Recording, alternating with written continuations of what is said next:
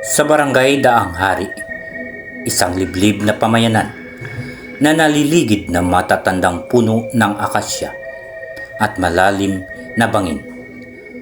Lumaganap ang isang bulong.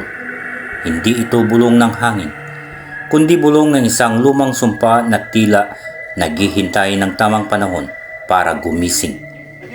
Dito, nakatira si Angela, isang dalagang may angking ganda ngunit may lihim na bumabagabag sa kanyang kaluluwa.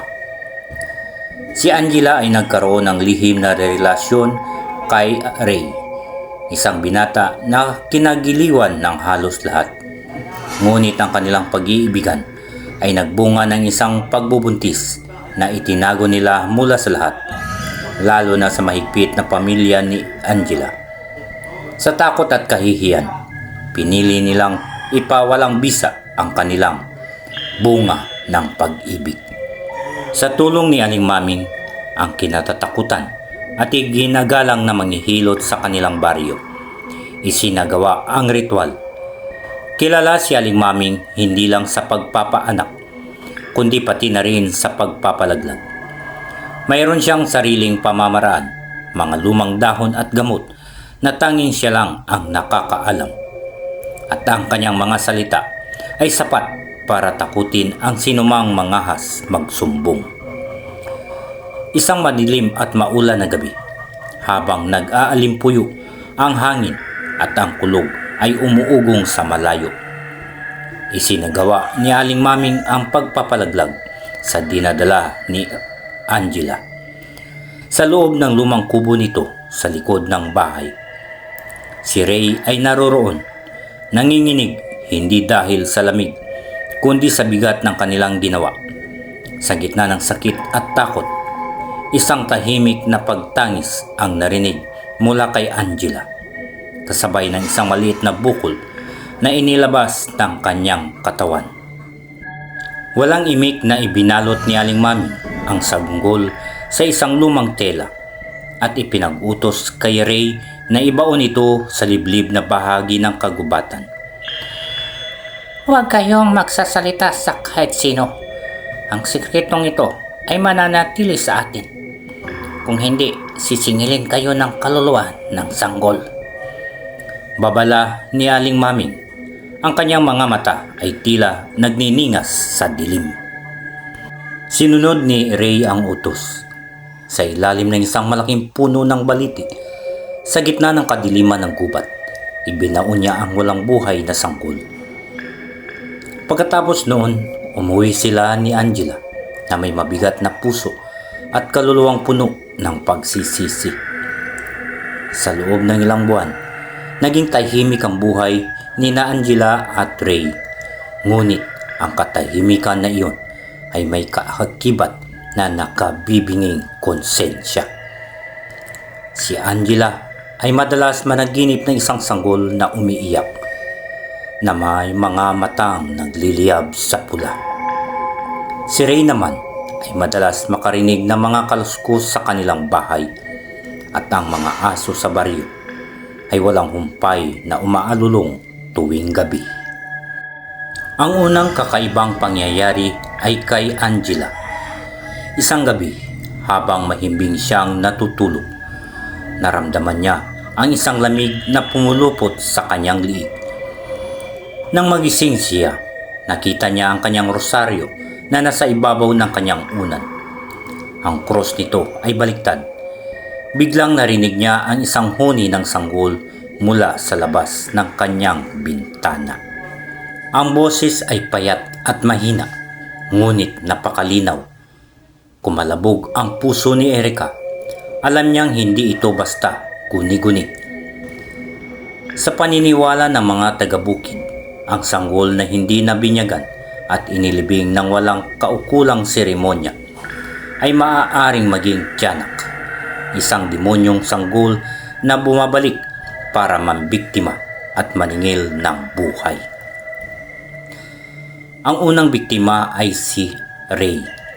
Isang gabi, habang pauwi siya galing sa kanyang trabaho sa bukid, nadaanan niya ang malaking puno ng baliti kung saan niya inilibing ang sanggol. biglang nakarinig siya ng iyak ng isang sanggol. Ray, Itay!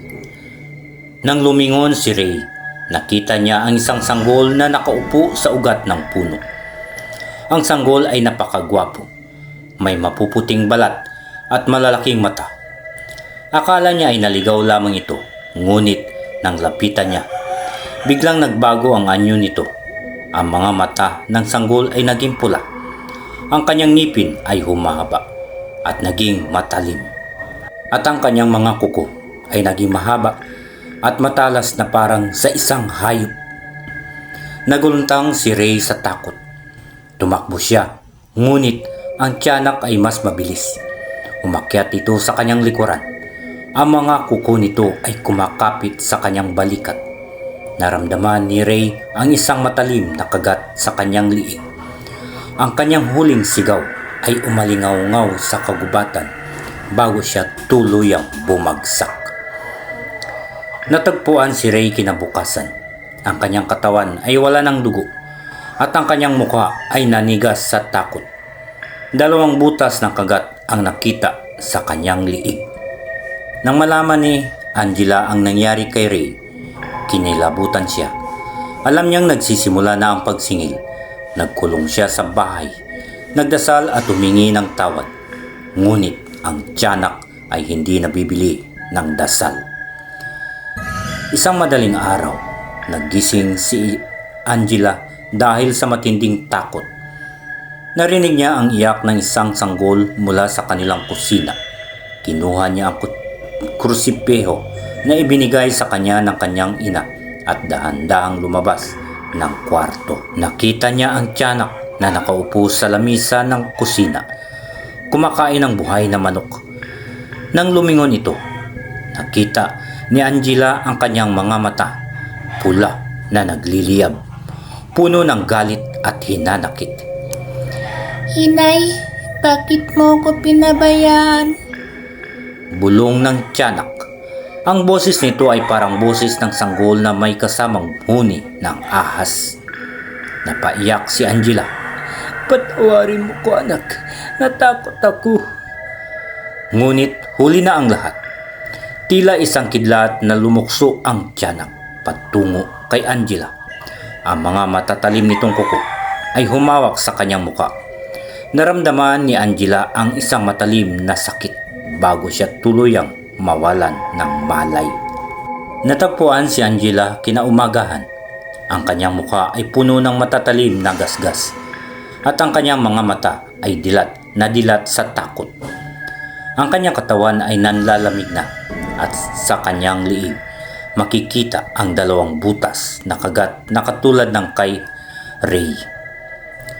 Ang balita ng pagkamatay ni Ray at Angela ay mabilis na kumalat.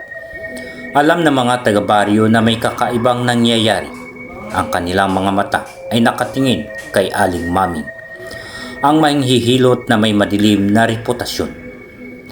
Isang gabi, habang nag-iisa si Aling Maming sa kanyang kubo, narinig niya ang mga tunog ng mga kawayan na nagbabanggaan sa labas.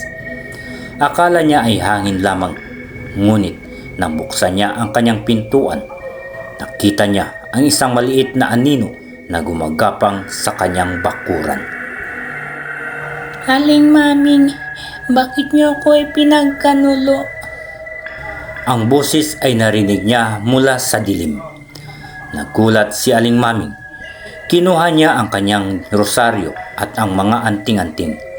Ngunit ang mga ito ay wala ring epekto. Lumukso ang tiyanak patungo sa kanya. Ang maliit nitong mga kamay ay puno ng puwersa. Hindi, layuan mo ako, demonyo! Sigaw ni Aling Maming.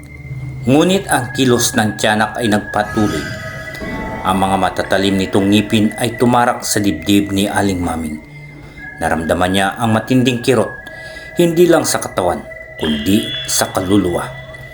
Ang huling nakita ni Aling Maming ay mga nagliliyab na mata ng sanggol na kinalimutan niya. Natagpuan si Aling Maming kinabukasan. Ang kanyang katawan ay puno ng mga kagat na tila sa isang maliit na halimaw. Ang kanyang muka ay nanigas sa matinding takot at sakit. Matapos ang mga pangyayaring ito, bumalik ang katahimikan sa barangay Daang Hari at walang sinuman ang nangahas na magpapalaglag. At ang mga mag-asawa ay naging mas maingat sa kanilang mga desisyon. Ang kwento ng tiyanak ay naging babala sa lahat. Isang paalala na ang bawat buhay, gaano man kaliit, ay may halaga at ang bawat desisyon ay may kaakibat na pananagutan. Hanggang ngayon, kapag sumasapit ang hating gabi at ang iyak ng isang sanggol ay naririnig mula sa gubat, ang mga taga Baryo Daang Hari ay nagdarasal at nagmamadaling isara ang kanilang mga pinto.